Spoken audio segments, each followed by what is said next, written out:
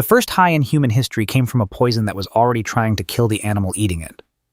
Picture a small primate deep in prehistory, alone on a forest floor covered in fallen figs baking in the heat. It eats one that's a little too soft, a little too sweet, a little too far gone. Within minutes, its limbs go loose, its balance disappears, and somewhere above in the canopy, a predator is watching a meal that can no longer run in a straight line. That primate had just swallowed the oldest drug our species has ever used, millions of years before agriculture, before writing, before anything you'd call human. By the end of this video, you'll know exactly what that substance was, why our bodies were rewired to survive it, and how thin the line has always been between its high and its overdose. Because this isn't really the story of a drug. It's the story of a war between two properties of the exact same molecule, the one that fed our ancestors and the one that could kill them. Ask most people what the first human drug was, and you'll get tobacco, cannabis, maybe opium poppies scraped from a seed pod somewhere in the Fertile Crescent. All three answers are wrong. Wrong by a margin of literally millions of years. Those were the first drugs humans grew on purpose. But there was a substance our ancestors were consuming and getting altered by, long before there were ancestors you'd recognize as human at all. It didn't come from a garden. It came from decay. That substance is ethanol, the same molecule sitting in a modern glass of wine, and it doesn't need a farmer or a distillery to exist. Any piece of ripe fruit left on warm ground will do the job by itself. Wild yeast, already living on the fruit's skin, starts breaking down its sugar the moment it falls, and one of the waste products of that process is alcohol. No human hand required, no plant bred for the purpose. Just fruit, heat, and time, quietly turning food into something psychoactive before anyone was even there to eat it. But that free drug was never actually free. Here's the part that gets left out of the story. Ethanol is a central nervous system depressant, and in a high enough dose, it stops you breathing. The gap between the amount that makes you feel good and the amount that can kill you is smaller for alcohol than for almost any other drug humans use today. A few drinks in a short window, and a healthy adult is already flirting with alcohol poisoning. For a small-bodied primate with no concept of a unit of anything, eating one piece of fruit instead of another wasn't a small decision.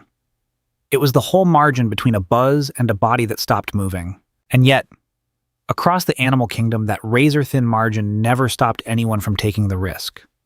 Biologist Robert Dudley calls it the drunken monkey hypothesis. For tens of millions of years, fruit-eating primates evolved to chase the smell of fermentation because a whiff of alcohol in the air reliably meant ripe, calorie-dense fruit was nearby. The buzz wasn't the point. The buzz was a side effect riding along on a signal evolution couldn't afford to ignore, because the animals that ignored the smell starved, and the animals that didn't sometimes got poisoned instead. Not every animal solved that trade-off the same way, which complicates this more than you'd think. Take the story you've probably heard. Elephants supposedly getting drunk on fermented marula fruit in the wild. It's a great image, and it's almost certainly false. Researchers calculate an elephant would need an amount of fermented fruit far beyond what its stomach can hold in one sitting to feel anything at all. Its body is simply too large for the dose to ever catch up. Meanwhile, something as small as a fruit fly deliberately drinks alcohol strong enough to kill the parasites living inside it, choosing a poison on purpose because the alternative is worse. A small forest primate sat in the exact middle of that scale. Too big to shrug off a fermented fig the way a fruit fly shrugs off alcohol, but small enough that a single piece of rotten fruit could actually reach an intoxicating dose in its bloodstream. That's the precise window where a molecule stops being just fuel and starts being a drug. And it's the window our ancestors were standing in every single day they foraged on the forest floor. Whatever the risk, our ancestors didn't back away from it. They leaned in. At Raqefet Cave in modern-day Israel, archaeologists found stone mortars stained with residue from a deliberately fermented beer-like mash dating back roughly 13,000 years. In China, residue inside pottery from the village of Jiahu shows people brewing a fermented drink from rice, honey, and fruit over 9,000 years ago. These weren't accidents anymore. This was recipe, ritual, and repetition.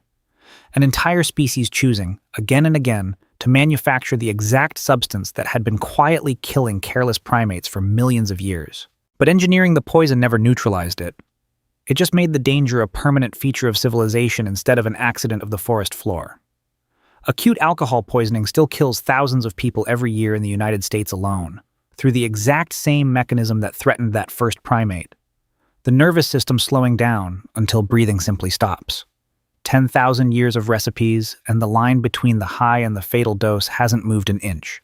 What's changed isn't the poison, it's us. Here's the piece that actually explains everything. In 2014, biochemist Matthew Kerrigan and his team compared the alcohol-digesting enzymes of humans, chimpanzees, gorillas, and dozens of other primates, and they found something that rewrites this entire story. Around 10 million years ago, right as the ancestors of humans, chimps, and gorillas started spending more time walking the forest floor instead of living up in the trees, a single mutation appeared in a gene called ADH4. That one mutation made their ability to break down ethanol roughly 40 times more efficient than any tree-dwelling primate before them, which means the same forest floor that was covering our ancestors in fermenting, poisonous fruit also handed them, almost by accident, the exact biological upgrade needed to survive eating it. The poison didn't just threaten our ancestors. It selected for the ones who could out-metabolize it, and every human alive today is descended from the primates who won that invisible, 10-million-year-old race against a rotting piece of fruit. It's also why so many other animals still can't handle the exact thing humans built entire industries around.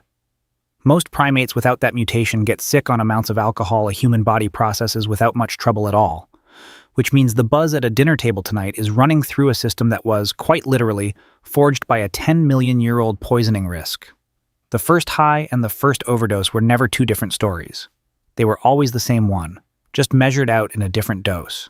That's how the first high in human history and the first overdose in human history turned out to be the same event, just seen from two different angles.